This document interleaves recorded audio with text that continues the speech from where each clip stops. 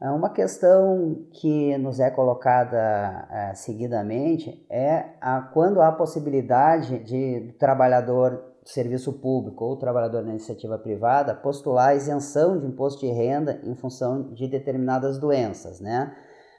Nesse aspecto, há uma legislação federal que regula a isenção do imposto de renda quando o trabalhador do serviço público ou da iniciativa privada é aposentado por invalidez decorrente de moléstias graves ou de uma série de doenças arroladas na lei. Vou referir algumas doenças mais comuns, como o câncer, a cardiopatia grave, a cegueira, a AIDS, né? Entre um rol de doenças existentes. A respeito do assunto, algumas questões a gente precisa deixar bem claro para os interessados, né? Primeiro, a lista de doenças ela é taxativa. Então, ela não é por se tratar, embora a lei fale em doenças graves e moléstias profissionais, ela traz um rol de doenças que é taxativa e que não se tem possibilidade de acrescentar dentro de conceitos de doenças graves que a medicina seguidamente que é mais abrangente do que a própria lei. O que é possível se fazer é que algumas daquelas doenças estabelecidas e arroladas elas são entendidas como na verdade, um conceito, entre aspas, né? Onde ela não se limita a uma doença, e sim várias doenças que podem ser abrangidas nessa situação. Vou dar um exemplo já ocorrido na jurisprudência, onde um servidor que na infância teve poliomielite e passou a vida a ter o que se chama de síndrome pós-poliomielite. E em função dessa síndrome, ele veio a acabar incapacitado para o trabalho. E em primeiro momento, a administração pública negou a aposentadoria integral e o direito à isenção do imposto de renda em função de que essa doença não estaria abrangida no rol estabelecido pela lei. No entanto, o judiciário acabou por entender que, na verdade, ela fazia parte da paralisia irreversível e incapacitante. Então, esse é um exemplo de que nem necessariamente, se a doença não está arrolada ali, ela pode sim ser um subitem das doenças arroladas. Isso é um primeiro aspecto que as pessoas precisam estar cientes.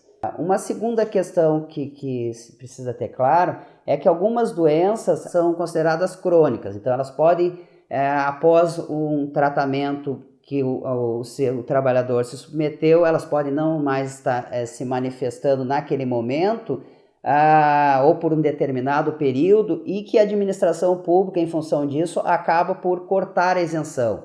Um exemplo típico dessa situação é o câncer, né? Onde a administração pública, em especial com relação aos servidores públicos, submete a cada 5 anos o trabalhador ao exame, e caso a doença não tenha se manifestado naquele período, ele corta a isenção do imposto de renda. Isso a jurisprudência também já estabeleceu que não é possível, e específico com relação ao câncer, por entender que é uma doença crônica e que pode, por determinados períodos, não se manifestar, assim como pode não se manifestar depois do tratamento pelo resto da vida, mas que ela é entendida como uma vez, no primeiro momento manifestado, a isenção ela passa a ser permanente para o resto da vida do trabalhador. Um outro exemplo de doença crônica é a cardiopatia grave, que há casos onde a pessoa se submete a um tratamento e a doença ela acaba por ter uma manifestação diminuída ou mesmo não se manifestar mais. Tem um exemplo que está na jurisprudência pátria, aqui do Tribunal de Justiça do Rio Grande do Sul, onde o servidor deixou de ter a isenção de imposto de renda porque colocou um marca-passo, e a partir desse implante do marca-passo, a doença diminuiu a sua manifestação e, segundo o entendimento que a administração estadual deu, ele não poderia mais ser classificado como um cardiopata ou portador de uma cardiopatia grave. Também nesse caso, o Tribunal de Justiça entendeu que não, que o fato de ter se submetido a um tratamento que tenha minimizado a ocorrência da doença, a manifestação da doença, não impede e não afasta o direito desse cidadão de receber ou de ter direito à isenção do imposto de renda pelo resto da sua vida. Uma terceira situação que as pessoas precisam ter claro é quando a pessoa, embora não tenha se aposentado em decorrência de uma doença grave ou de uma moléstia profissional, ele tenha, após a aposentadoria, passado a sofrer a manifestação de alguma daquelas doenças. E aí também, neste caso, o servidor público ou o trabalhador iniciativa privada passa a ter o direito à isenção do imposto de renda. Mais uma situação que nós temos que esclarecer é com relação ao trabalhador, tanto do serviço público como da iniciativa privada, que venha, embora não se aposente, ele tenha uma daquelas doenças que permite na aposentadoria a isenção do imposto de renda, né? Existe já algum entendimento jurisprudencial, embora a lei não conceda isenção do imposto de renda para quem ainda está em atividade, ou seja, só em auxílio doença, existe já a jurisprudência que reconhece também ao trabalhador que está em atividade o direito a essa isenção, dando um tratamento isonômico com o servidor que se aposentou em função dessas doenças.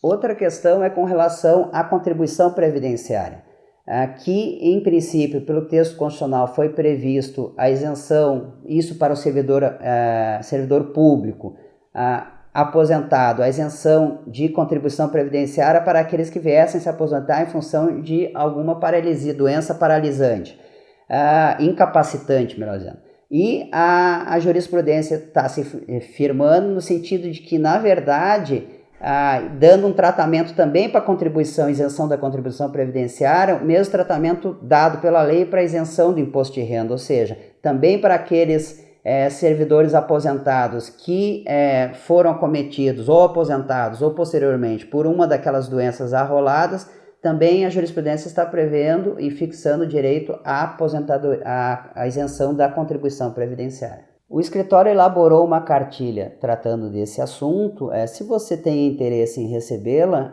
eu peço que se cadastre no nosso site.